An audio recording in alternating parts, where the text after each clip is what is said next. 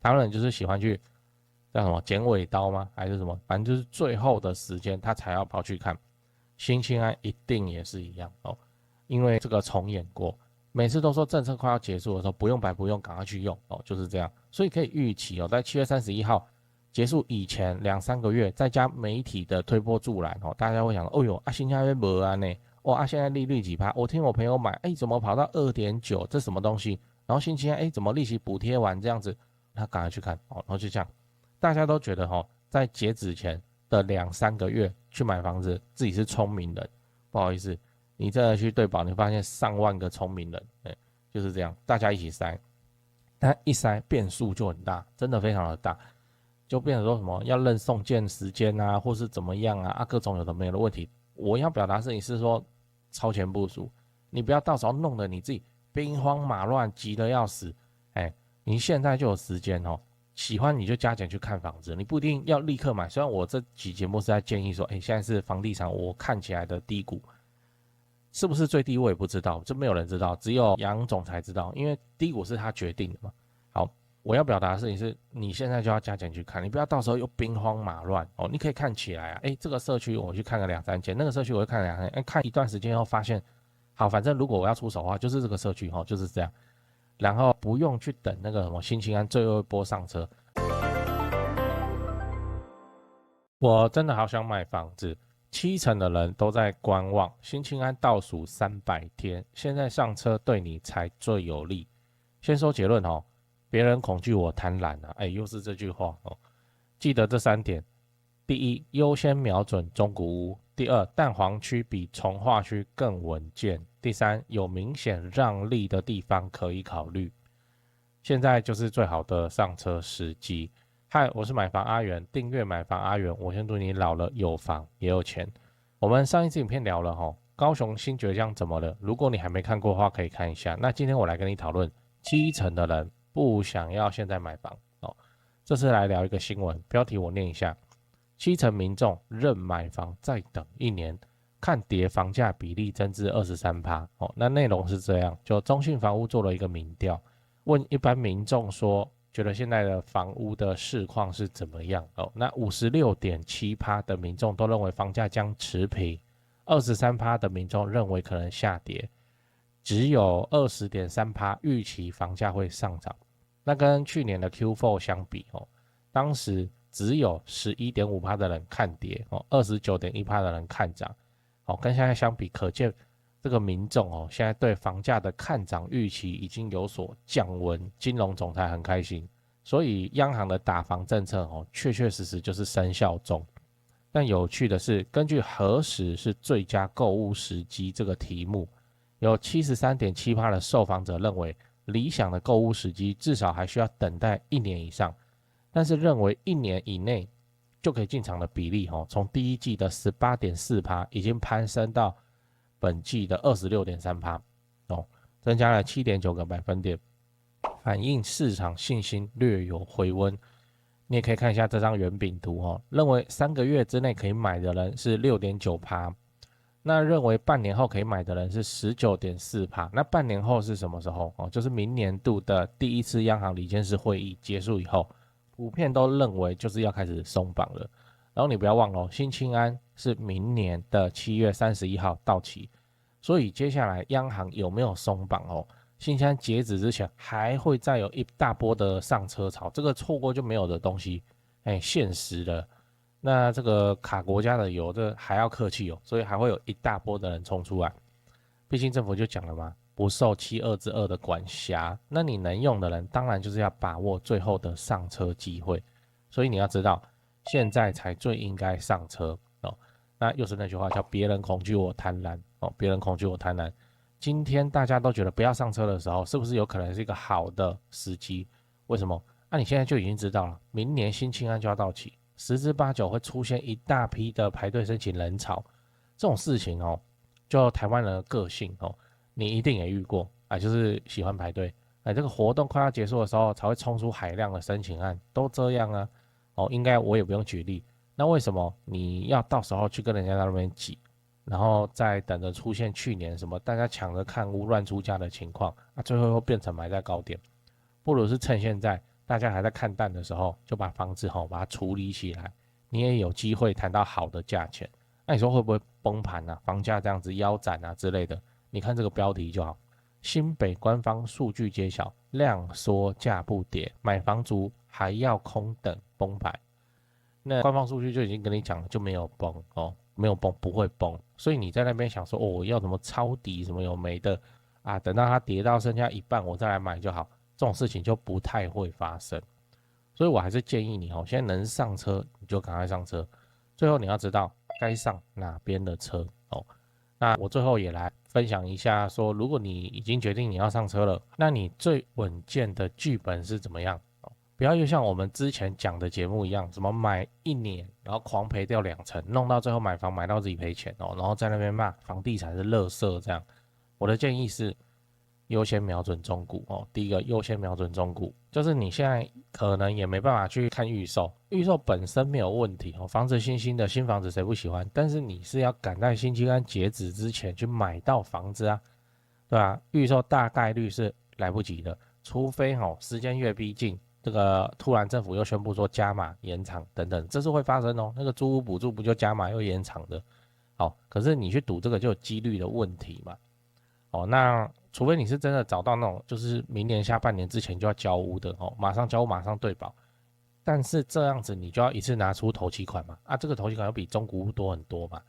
除非你真的是自住的需求，不然应该此时去看中古屋会明显比看预售屋还要理想很多。就是那个新青安来，第二个蛋黄区比重划区更好从这2年的房市状况也看得很清楚了预售就是领头羊，负责创新高价，涨最快也是它，动涨最快的也是它。那一些比较少被提到的重划区都是持平或是下跌状况的预售屋那未来几年它还是有可能会爬起来，但是这个未来几年真的没有人知道。来讲那个明年就有重大建设利多消息的淡海新市镇这每次都被我拿出来讲。然后过去20年大家也说会涨然后10几年以后，终于现在淡江大桥才要开通了，对啊，那你才会看到它应有的涨幅。你看起来好像很爽，明年就要大涨，但你要想如果你是那个一开始听政府的淡海新市你就去了，你的房子的屋龄现在是不是快20年了？在一般人的定义下，它已经叫做中古屋。那你又中古，生活技能又还没发展起来，你要吃到涨幅那你是不是要怎样？又要再多等5年所以这个时间周期你自己要掐好。我也不觉得重划区不好我也不觉得预售屋不好，但是就是这个周期的问题时间长度的问题。我们现在就是放到5年满嘛，第6年第一天嘛，就是这样。所以应该要从到时候倒推回来会比较明显。第三，有明显让利的地方可以考虑这个第3点看起来会跟第2点冲突，所以你要做好判断像我们之前讲过一个新闻，10大卖压重划区出炉，北台湾合计约 1.4 万户最惨，就是重划区一大堆，然后有一些重划区它就有销售的压力，因为现在有囤房税所以对建商来说手上房子太多，它很麻烦以前可以整批押去贷款，现在不行，这个时候就会有机会释出利多。当然你就要自己判断说那个利多你该不该吃它的卖不掉是因为建商本身自己建案的状况，还是说单纯的就是被那个信用管制牵连到？就是自己要去判断那你如果能确实找到符合你需求的房子，然后它就确实你看看都没有什么问题的话，那当然给它买下去能新青安就新青安就是这样。讲的差不多了我来做个整理。今天我们讲了中信房屋的最新民调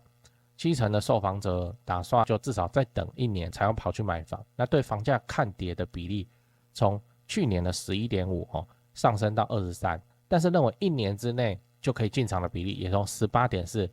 升到 26.3， 你看是不是很互斥的东西吗所以就是市场有多个派系，有人看多有人看空，人数都在变多，那就显示说市场的情绪算转冷信心却开始回温。那我也建议你了，在新青安优惠贷款会在明年的7月31号到期，到时候一定会出现什么抢办潮，如果你就要等大家蜂拥而上，然后你才要跟人家去凑在那边排队，很容易出状况。不一定是说我们买在高点还是什么，而是很容易到时候因为海量消化不及，安诺都安诺所以我的建议是现在去操作啊，现在操作还算早并且也提出了，如果你要入场的话，有3个建议。第一个，优先瞄准中古屋；第二个，蛋黄区比重划区更稳健。我没有说比较好，还是比较会涨，还是什么，我说的是稳健这件事。第三，有明显让利的地方可以考虑至于是否有真的让利的空间你就用你自己的条件去判断。总之，我们要取得一个未来很安全、很稳健的情况，而不要说什么一等下去，当初就是看一个什么东西，然后又跳票，一跳票10年、20年套在那边。最后，我想问你，你认为在新青安结束之前，会不会出现海量的申请人潮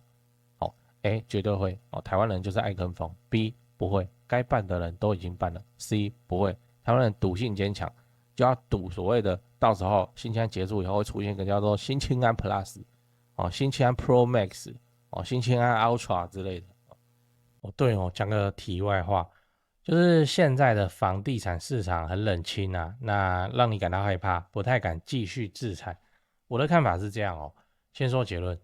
现在是对高雄市低总价的中古屋而言，教科书级别的巴菲特，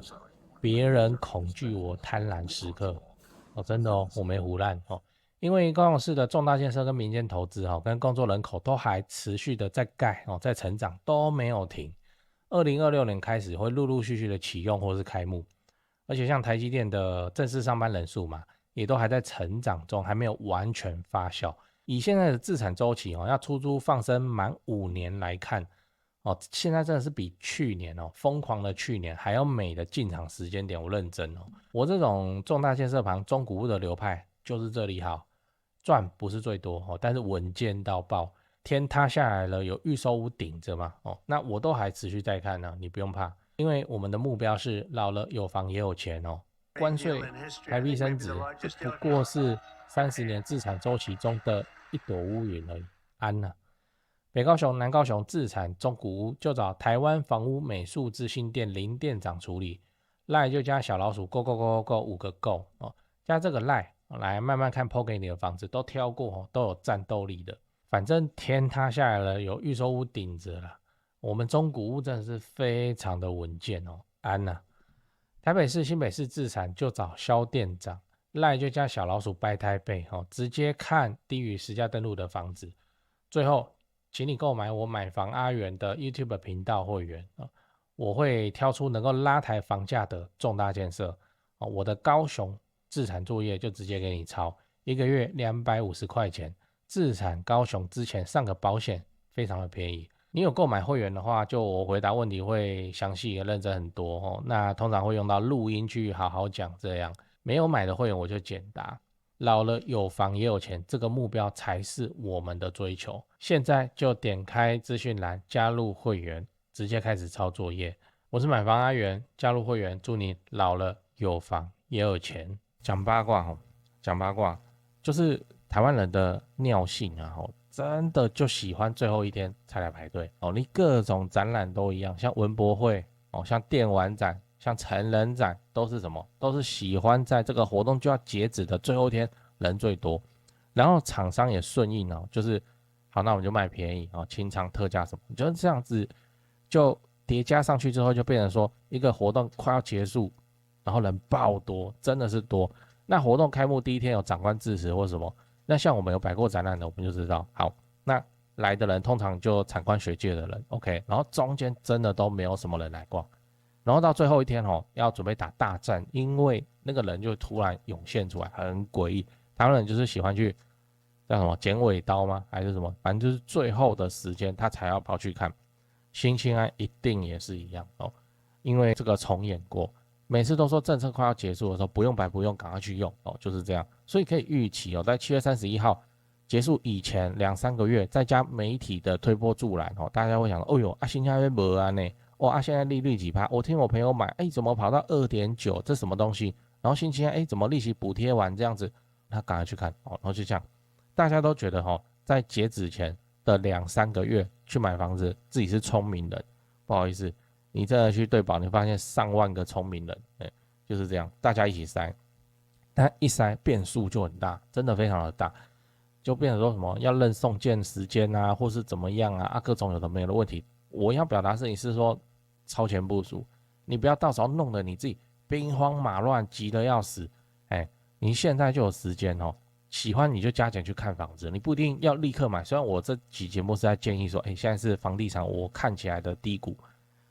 是不是最低我也不知道，这没有人知道，只有杨总才知道，因为低谷是他决定的嘛。好，我要表达的事情是，你现在就要加减去看，你不要到时候又兵荒马乱哦。你可以看起来啊，这个社区我去看个2-3间，那个社区我会看2-3间，看一段时间后发现，好，反正如果我要出手的话，就是这个社区就是这样，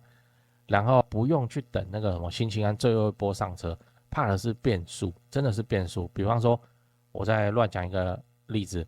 学费明天是最后一天缴钱，然后你现在手上的缴费单子那个 QR code 条码什么的都还能用啊，你就一定要在明天的银行下班之前，然后你这样突然冲进去说你要缴费，然后号码牌一抽，大家会等你，就不用去干这种事情啊。到时间一过，那个缴费条码又不见了，不见了又很麻烦，你要去不用去做这种事情，都提前把它准备起来。我个人认为现在就是一个好的时机。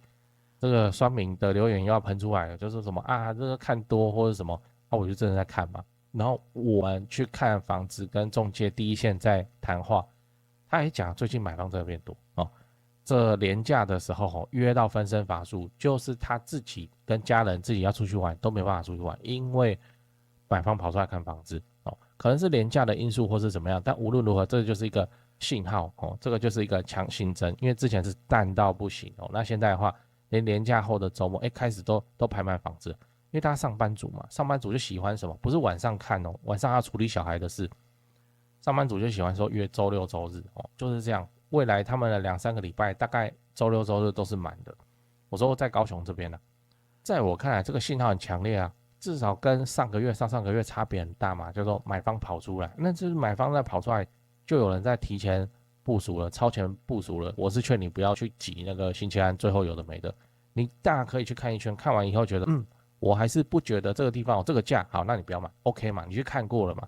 你这样有一个什么效果？你这样可以买到一个让你自己不后悔的效果。比方说后来又转电视，又在那边看他们说什么房价暴涨怎样有信心上车，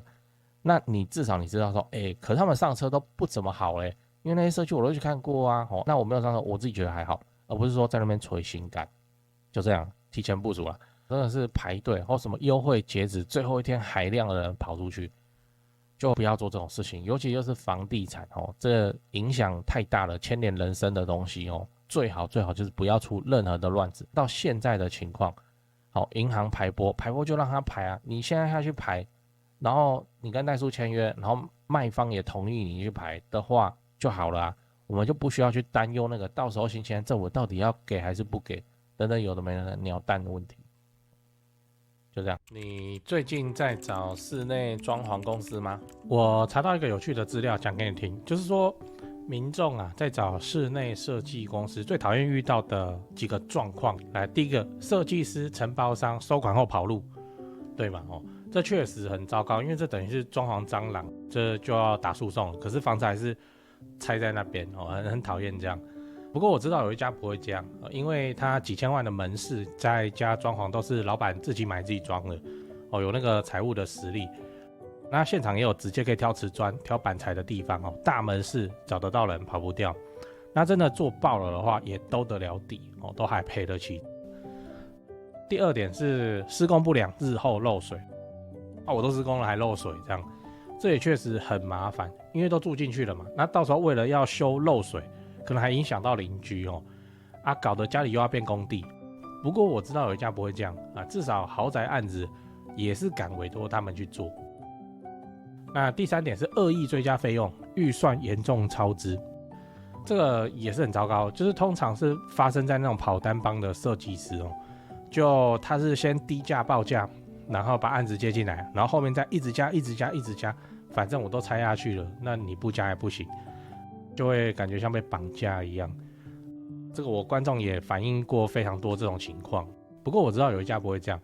因为他们就做10几年了那这个案例上跟那个施工上跟他的售后去看他的 Google 评论评价就知道了。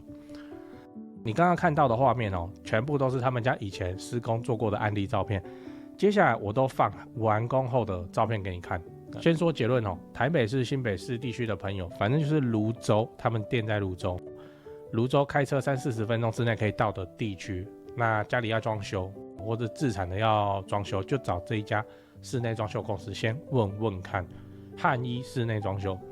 因为我有认识老板，那又加上很多双北的朋友在请我推荐室内设计公司，双北哦，什么老屋翻新啊、隔套啊、老公寓啊、预售屋、交屋要整理要收租的，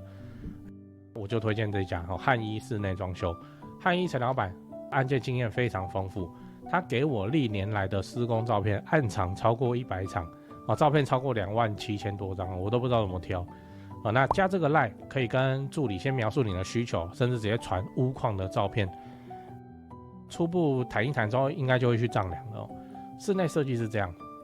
就你找谁不是找，就是找而已嘛，就是怕被骗、怕被敲而已嘛。那我推荐，我信任汉一陈老板。那你的房子要装潢，那就找汉一室内装修，先加他们先去问一下。双北装潢就找汉一室内装修，买房阿元推荐，总是比在外面乱找还要安全一点。现在就加赖的 ID 是小老鼠HANYI 汉一。